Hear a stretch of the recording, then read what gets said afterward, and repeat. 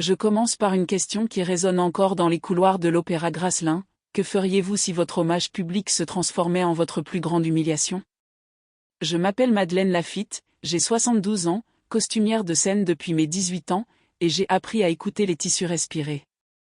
Je vis à Nantes, dans un vieil immeuble de la rue du Calvaire, où l'odeur du croissant beurré arrive avant le journal.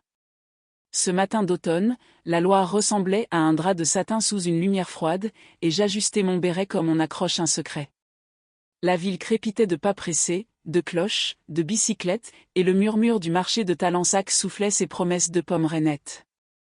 J'allais recevoir un remerciement sur la scène où j'avais brodé des royaumes et des tempêtes, discrètement, comme toujours. Ma robe bleu marine avait la doublure que j'avais moi-même cousue, point invisible, coquetterie permise à celle qui ne paraît jamais. Mes mains sentaient le savon à la verveine, et mon cœur battait la mesure comme un tambour de répétition générale. Les collègues riaient doucement, le technicien testait le crépitement du vent, et un projecteur m'avait reconnu d'un geste de lumière. Je ressentais de la fierté, la rare, la silencieuse, qu'on garde dans une petite boîte en fer blanc. C'est alors que Émile, le nouveau directeur de production, entra avec sa serviette en cuir et sa hâte, comme si la hâte avait des dents.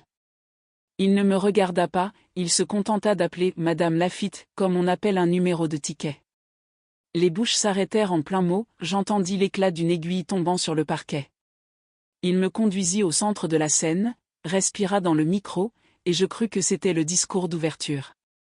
Ce qui suivit trancha la salle comme des ciseaux froids, et j'entends encore ce bruit. Il y a un sujet grave, dit-il, et moi, sans le savoir, je portais déjà la robe de la honte cousue sur ma peau. Le silence était si lourd que les rideaux semblèrent respirer, comme s'ils retenaient leur souffle pour ne pas s'évanouir. Émile leva une feuille, le blanc brillant comme une lame, et commença à lire d'une voix de juge fatigué. Il manquait le manteau impérial du dernier acte, un costume que j'avais moi-même conservé dans l'armoire des brocarts. Le papier affirmait qu'on m'avait vu le porter sous mon bras, un soir de pluie, selon des témoins discrets. Je souris par réflexe, le sourire que les vieilles femmes utilisent pour apaiser ceux qui crient sur elles. Mais ce sourire se brisa à mi-chemin quand je compris que personne ne riait, pas même les lampes. Je sentis le parfum aigre-doux du bois mouillé dans la fosse d'orchestre, et un vertige marin. Il a disparu sous votre responsabilité, poursuivit-il, et chaque syllabe piquait comme une épingle ouverte. J'essayai de dire « il y a erreur », mais ma voix sortit avec l'âge des tiroirs anciens. Émile me pria de ne pas interrompre, ses yeux de pierre, ses mains fermes sur la feuille. Quelqu'un toussa, un autre croisa les bras, un autre encore changea de place comme on change de camp dans une guerre. Ma bouche avait goût de métal, comme quand on mord par erreur la pointe d'une aiguille. Le manteau, symbole du pouvoir du personnage, pesait désormais sur moi comme une culpabilité empruntée. Et le public de ce tribunal improvisé attendait la sentence, affamé de bruit. Je me souvenais de l'atelier sous les combles, la lampe jaune, les boîtes de dentelle étiquetées de ma petite écriture. Je revoyais le jour où j'avais brodé, point par point, la couronne invisible de ce maudit manteau. Chaque perle avait un nom, je le jurerais, j'en avais appelé une Cécile, une autre Anaïs, juste pour jouer avec la solitude. Dans le couloir, l'odeur de colle textile et de café froid m'accompagnait depuis toujours, fidèle comme un vieux chien.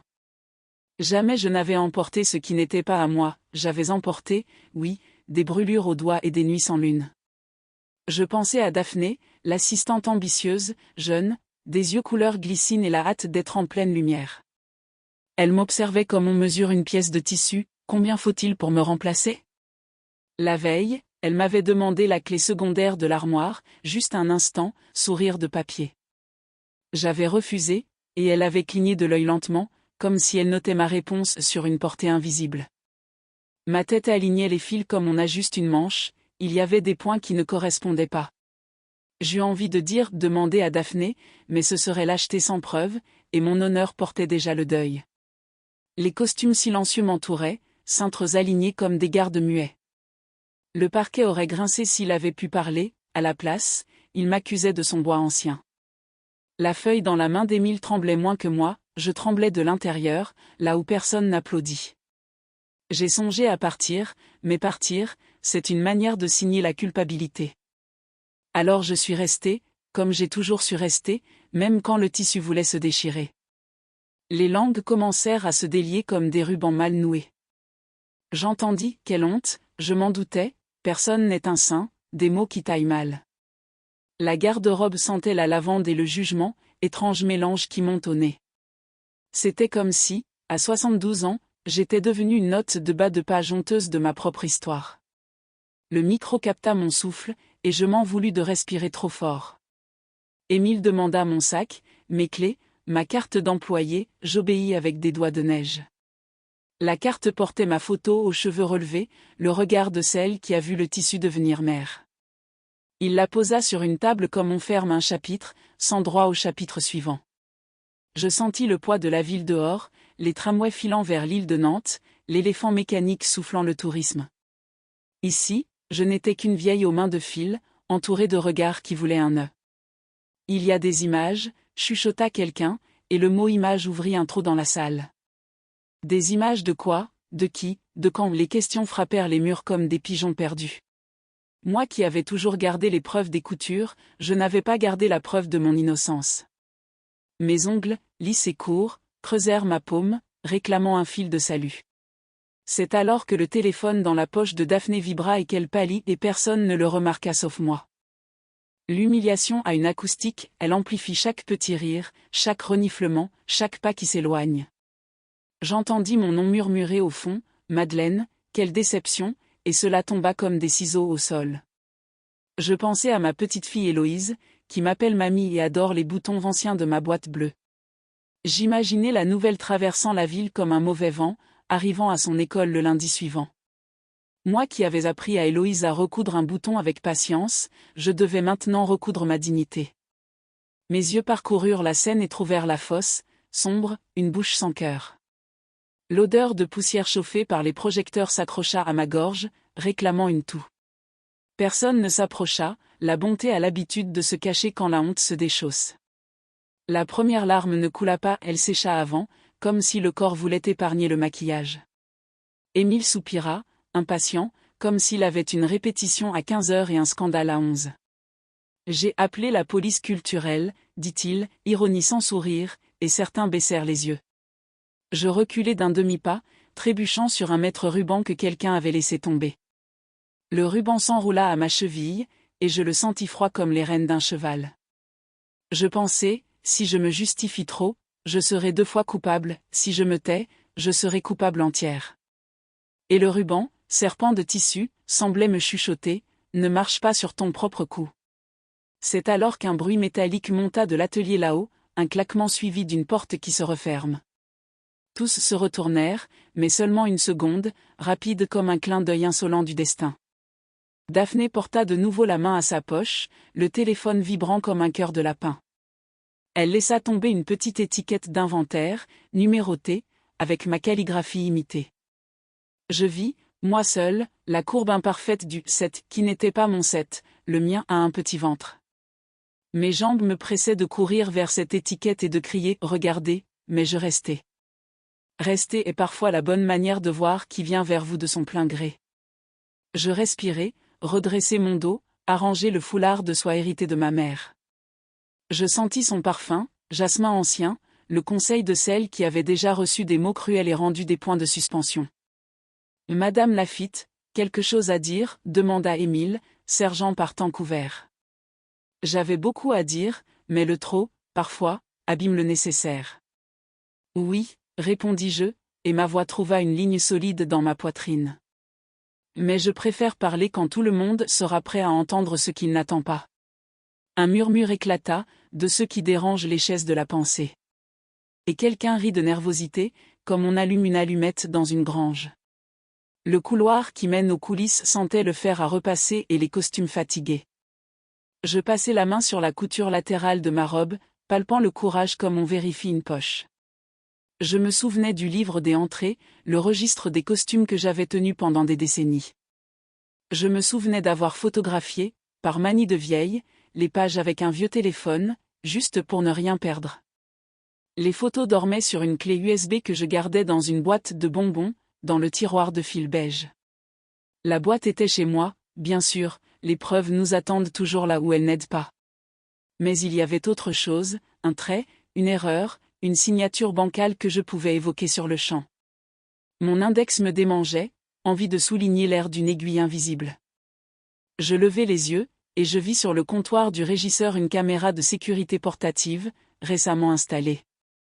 La LED clignotait, verte, paresseuse, comme pour dire « j'ai vu, mais qui viendra me demander ?»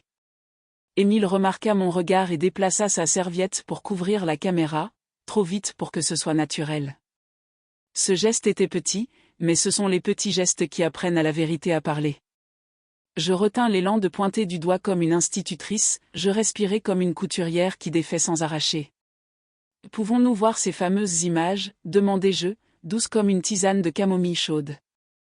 Émile sourit des lèvres, pas des yeux, et ce fut la première couture qui se relâcha. Soudain, la porte latérale s'ouvrit, et Madame Roche, l'inspectrice du patrimoine du théâtre, entra à pas de parapluie. Elle porte toujours un manteau gris et une broche de fleurs émaillée, et elle sent la pluie conservée. Elle tenait une serviette plus usée que celle d'Émile, et des yeux moins pressés. « Excusez mon retard, dit-elle, voix de métronome calme, le courriel que j'ai reçu parlait d'urgence. » Émile courut vers elle, demi-lune de déférence, et je vis que ses talons tremblaient dans ses chaussures chères. L'inspectrice me regarda comme si j'étais une robe qui pouvait encore être sauvée. « Madame Laffitte, je vais devoir entendre votre version d'abord, dit-elle, et l'air changea de texture.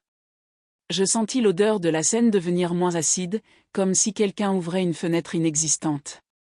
Les techniciens se dévisagèrent, les collègues décroisèrent les bras, et Daphné se mordit la lèvre.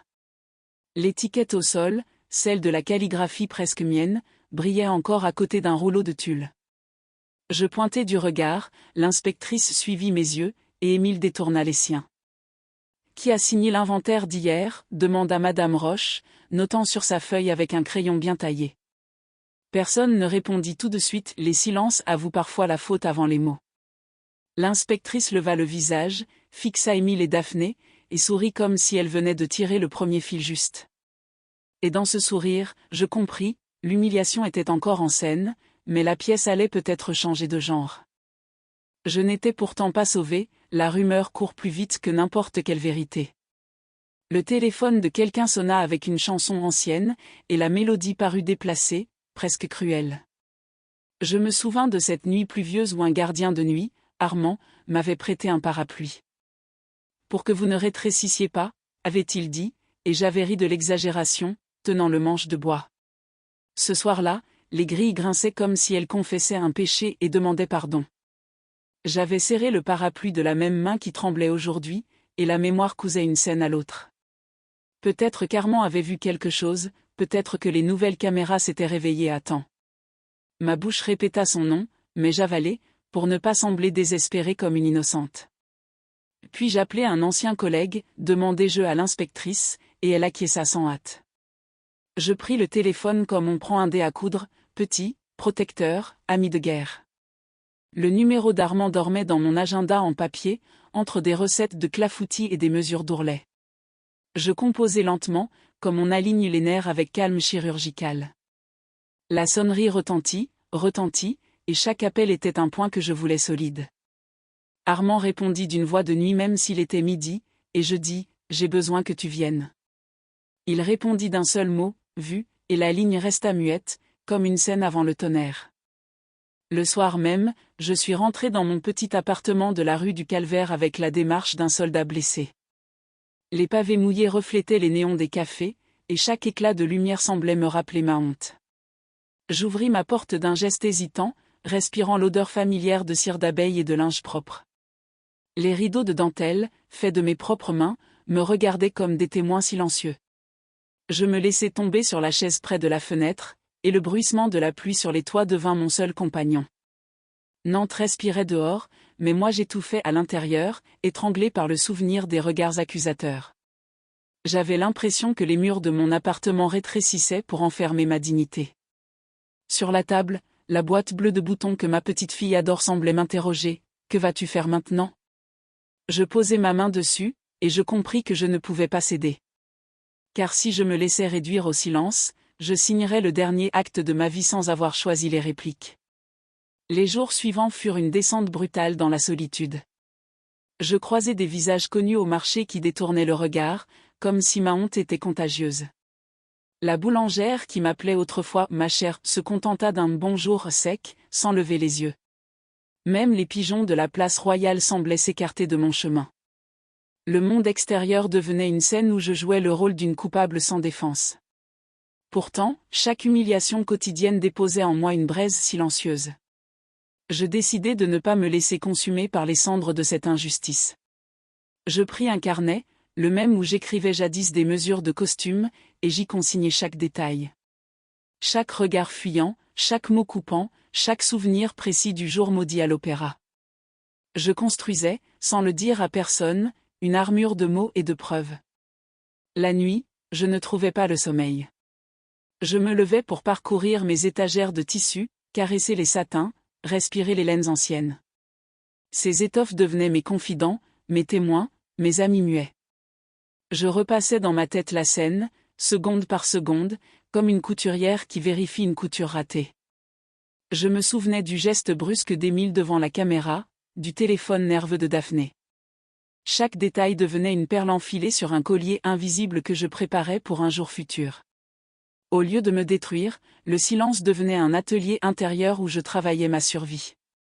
Et peu à peu, je sentis naître en moi une force que je n'aurais jamais imaginée à mon âge. Une force calme, discrète, mais tranchante comme des ciseaux affûtés. Et cette force me murmurait « Attends, Madeleine, ton heure viendra ». C'est alors qu'Armand frappa à ma porte. Il portait encore son manteau de nuit, trempé par la pluie, et son parapluie dégoulinait dans le couloir. Son regard, fatigué mais loyal, me fit monter une chaleur au cœur. Il entra sans cérémonie, posa son chapeau sur ma table et dit simplement « Je sais que vous n'avez rien volé ». Ces mots furent un baume plus précieux que toutes les médailles du monde. Il avait vu, cette nuit-là, une silhouette différente de la mienne quitter l'atelier. Une silhouette plus jeune, nerveuse, qui tenait quelque chose sous un manteau clair. Ses yeux brillèrent quand il ajouta « Et je crois que les caméras du haut l'ont enregistré cela ». Je sentis mon cœur bondir comme s'il retrouvait une jeunesse oubliée. Enfin, un premier fil de vérité venait s'ajouter à ma toile de résistance. Pourtant, la peur restait tapie dans l'ombre. Et si les images avaient disparu, effacées par la main de ceux qui voulaient ma perte? Et si ma parole, à 72 ans, valait moins qu'un murmure dans le tumulte du théâtre? Je me tenais sur ce fil fragile entre espoir et désespoir. Armand me conseilla de ne pas précipiter les choses, de garder patience et vigilance. Il promit de chercher discrètement les archives vidéo, avec l'aide d'un ancien collègue de sécurité. Je le remerciai en lui serrant la main, ma main ridée trouvant dans la sienne une force fraternelle. En le voyant partir, je compris que je n'étais plus totalement seul. Le silence n'était plus un gouffre, il devenait un complice.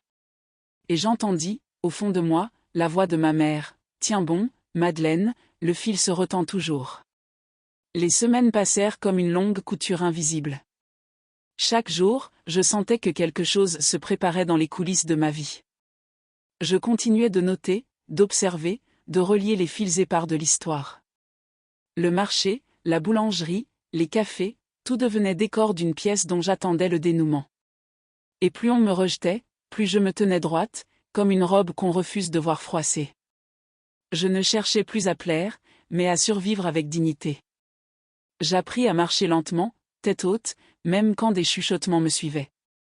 J'appris à transformer les regards en aiguilles qui, au lieu de me blesser, renforçaient mon tissu intérieur. Je me découvris une patience nouvelle, celle d'une femme qui a déjà vu la vie rapiécer ses rêves. Et chaque respiration devenait un serment, je n'abandonnerai pas. Un soir, alors que je triais des coupons de soie dans ma chambre, une idée me traversa l'esprit. Et si je préparais moi-même une reconstitution des inventaires, avec mes photos anciennes et mes carnets?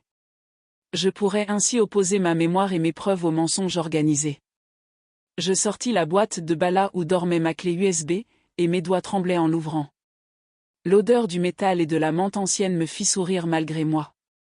J'insérai la clé dans mon vieil ordinateur, et les images apparurent, claires comme au premier jour. Chaque page du registre, chaque signature, chaque détail de ma calligraphie. J'avais entre mes mains la matière d'une vérité cousue depuis des années. Un frisson parcourut mon dos, et mes yeux se remplirent de larmes. Je savais désormais que j'avais les armes pour lutter. Mais la lutte allait être rude. Émile avait le pouvoir, Daphné avait l'ambition, et moi je n'avais que mes souvenirs et mon courage. Je compris qu'il faudrait plus que des preuves, il faudrait le moment juste, l'éclat irréfutable. Alors je décidai de continuer mon silence apparent, d'attendre que mes adversaires se révèlent. Chaque jour était une répétition, chaque nuit une préparation secrète. Je rangeais mes preuves avec soin, comme on prépare un costume avant la première. Et je répétais dans ma tête les mots que je dirais le jour venu. Pas trop long, pas trop faible, mais juste, précis, coupant. Je ne voulais pas seulement laver mon nom, je voulais que la vérité brûle leurs mensonges. Et je me promis que, quoi qu'il arrive, je serais prête. Le jour de ma revanche arriva comme une levée de rideau inattendue. Une lettre officielle, frappée du sceau de la ville de Nantes, me convoqua à une réunion au théâtre. Le cœur battant, je relus 100 fois les lignes qui m'invitaient à clarifier la situation du costume disparu. J'y vis la main de Madame Roche, l'inspectrice, et compris qu'elle n'avait pas laissé l'affaire s'éteindre. Je me préparai comme pour une première, foulard repassé, carnet serré contre ma poitrine, preuve en ordre. La ville bruissait d'un vent froid ce matin-là, mais je marchais d'un pas ferme sur la rue Crébillon. Chaque vitrine reflétait mon visage ridé mais décidé, comme pour m'encourager. À l'entrée de l'opéra, les marches semblaient plus hautes que jamais, mais je les gravis une à une. Je n'étais plus la femme humiliée qu'on poussait sous le projecteur, j'étais celle qui allait rallumer la lumière. Et je savais que cette lumière, cette fois, n'allait pas me brûler, mais les aveugler. La salle de réunion sentait le cuir des chaises anciennes et le papier jauni des archives. Émile était déjà là, droit comme un piquet, son sourire raide accroché comme un masque trop serré. À côté de lui, Daphné triturait son stylo, le regard fuyant, la mâchoire crispée. Madame Roche, assise en bout de table, feuilletait un dossier avec la lenteur d'un juge sûr de son effet. Je posai ma clé USB et mon carnet sur la table, sans un mot, mais le geste résonna comme une gifle muette. Émile leva un sourcil méprisant, prêt à ironiser, mais l'inspectrice le coupa net. Nous avons visionné les enregistrements de la caméra de sécurité. Un silence électrique tomba, chaque souffle devenant audible.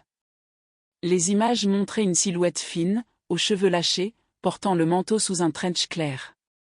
Je vis Daphné blanchir, comme si on lui avait arraché tout son maquillage d'un coup. Ce n'était pas moi, tenta-t-elle d'une voix cassée, mais personne ne sembla convaincu. L'inspectrice tourna la page du dossier et sortit la photo que j'avais reçue anonymement. Elle la posa au centre de la table, et l'évidence frappa comme un tonnerre, la silhouette était la même. Émile voulut parler, mais son regard vers Daphné le trahit. Il savait. Il avait couvert. Peut-être même encouragé. Je serrai mes mains sur mes genoux pour ne pas trembler, laissant le silence peser sur eux. Madame Laffitte, nous vous devons des excuses publiques, déclara enfin l'inspectrice. Je respirai profondément, et ce souffle fut mon triomphe le plus pur. Mais ce n'était pas fini, je voulais que justice rime avec conséquence. Et je n'allais pas quitter cette salle sans obtenir réparation. Je pris la parole, calmement, mais chaque mot sortait avec le poids d'un marteau. J'ai donné ma vie à ce théâtre. Vous m'avez exposé à la honte, sans preuve, sans défense. Ma voix vibrait dans l'air comme une corde pincée trop fort. Émile baissa les yeux, pour la première fois, et je vis sa carapace se fissurer. Daphné, elle, se mit à pleurer, son maquillage noir coulant sur ses joues pâles. Mais mes larmes à moi s'étaient taries depuis longtemps, il ne restait plus que le faire. Je dépliai mes carnets, montrant mes notes, mes signatures authentiques, mes photos des inventaires. Chaque page sonnait comme un coup de marteau clouant leurs mensonges. Madame Roche acquiesçait, son stylo traçant des verdicts invisibles. Et chaque hochement de tête me rendait un morceau de mon honneur. Émile tenta une dernière défense, nous n'avions que des témoignages. Je le coupai net, comme il m'avait coupé ce jour maudit. Vous aviez surtout une volonté, celle de trouver un bouc émissaire commode. Ses joues rougirent, et il se ratatina un peu dans sa chaise en cuir. Daphné, désormais effondrée, murmura un « pardon » presque inaudible. Je la fixai, et pour la première fois je ne vis plus une rivale, mais une enfant perdue dans ses mensonges. Mais le pardon n'efface pas les conséquences, il ouvre seulement la porte à la vérité. Madame Roche nota, faute grave, complicité, et diffamation. Ces mots tombèrent comme des cloches de cathédrale. Et je sentis mes épaules se redresser, plus hautes qu'elles ne l'avaient jamais été. Un matin, je reçus une enveloppe anonyme glissée sous ma porte. Elle sentait le tabac froid et le papier jauni, et mes doigts tremblaient en l'ouvrant. À l'intérieur, une seule photo, l'image floue d'une silhouette quittant l'atelier, le manteau impérial sous le bras. La silhouette n'était pas la mienne. Je crus que mon cœur allait s'arrêter. Mais qui avait glissé cette photo? Et pourquoi maintenant? Je m'assis, le souffle court, fixant ce papier comme une apparition. C'était peut-être le fil que j'attendais, celui qui relierait tout. Mais c'était aussi un nouveau piège possible. Et je compris que le silence, désormais, n'était plus assez, l'heure de l'action approchait. La nouvelle se répandit vite dans les couloirs du théâtre. Ceux qui avaient détourné le regard au marché commencèrent à me saluer de nouveau. Les chuchotements changèrent de camp, et ce fut Émile qu'on pointa du doigt dans les couloirs. Je n'avais rien demandé de tel, mais la justice a son propre théâtre, et elle distribue les rôles à sa manière. Daphné fut suspendue, Émile convoqué pour faute de gestion. Et moi, je reçus une invitation officielle pour revenir dans l'atelier, si je le souhaitais. Je posai la main sur cette lettre comme sur un tissu rare, mais je savais que quelque chose avait changé. Je n'étais plus seulement une couturière de l'ombre, j'étais devenue un symbole de résistance silencieuse.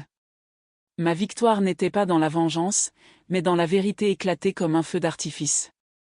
Et ce feu d'artifice résonna jusque dans mon cœur, à 72 ans, comme un applaudissement que j'attendais depuis toujours. Pourtant, au milieu de ce triomphe, une étrange douceur me surprit. Je ne ressentais pas seulement de la fierté, mais une profonde paix.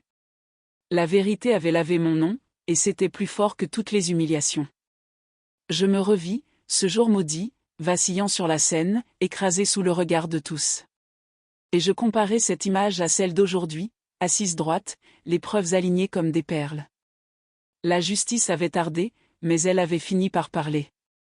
Et sa voix avait été plus puissante que tous les chuchotements. Je regardais mes mains ridées, encore tachées de fils invisibles. Ces mains qui avaient souffert étaient devenues mes armes et mes témoins. Et je sus, à cet instant, que plus jamais personne ne me ferait plier. En quittant la salle, je passai devant le grand lustre de l'opéra. Ses cristaux brillaient d'une clarté nouvelle, comme s'ils m'applaudissaient en silence. Je descendis les marches, et l'air de Nantes me sembla plus léger, presque parfumé de liberté.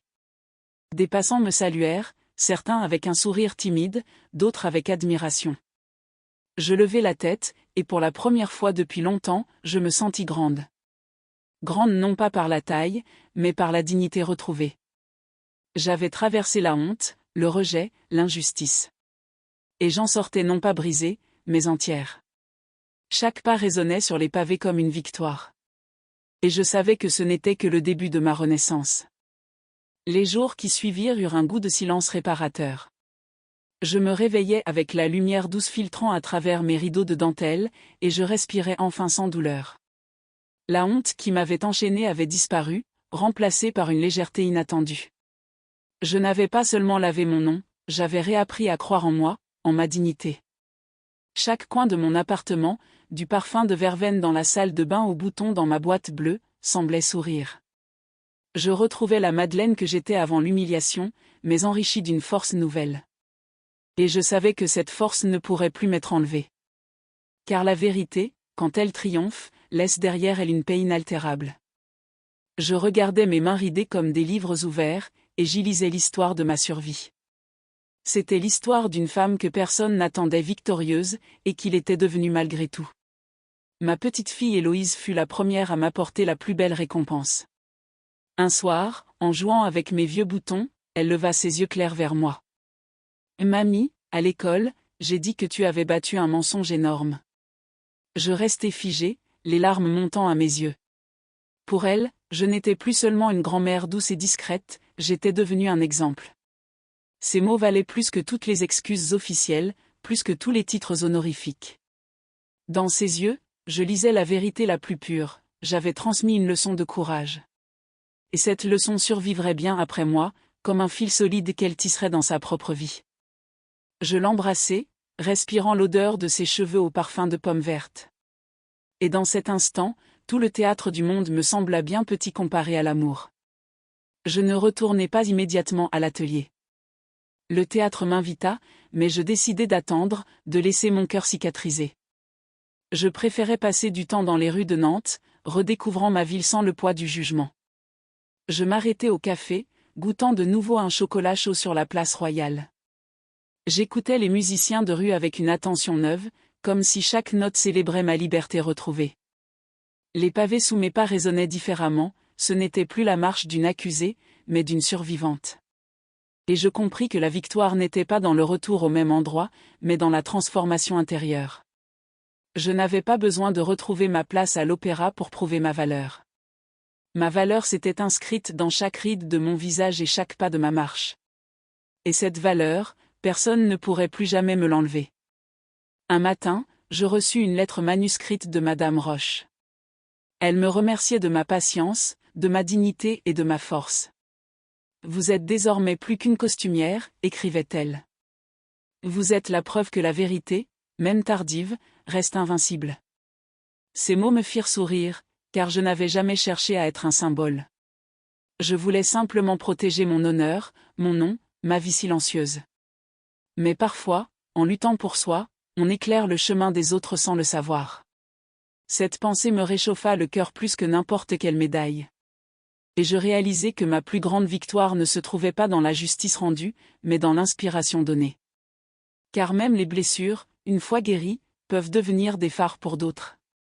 Je commençai à écrire mon histoire dans un cahier neuf, à la couverture rouge. Chaque mot, chaque souvenir, chaque émotion trouva sa place entre ces pages. Je ne cherchais pas à me plaindre, mais à transmettre. Je voulais que d'autres femmes sachent qu'il n'est jamais trop tard pour relever la tête. Qu'il n'y a pas d'âge pour exiger la vérité, pour défendre sa dignité. Mes phrases coulaient comme des fils de soie, liant ma douleur et ma victoire en une seule étoffe. Et plus j'écrivais, plus je me sentais libre, comme si chaque page emportait une part de mon passé sombre. Un soir, en relisant mes lignes, je souris à la Madeleine de l'avenir. Elle n'avait plus peur, elle n'avait plus honte, elle avançait. Et cette Madeleine était moi. Les habitants de Nantes commencèrent à m'aborder dans la rue. Certains me demandaient pardon de ne pas avoir cru en moi.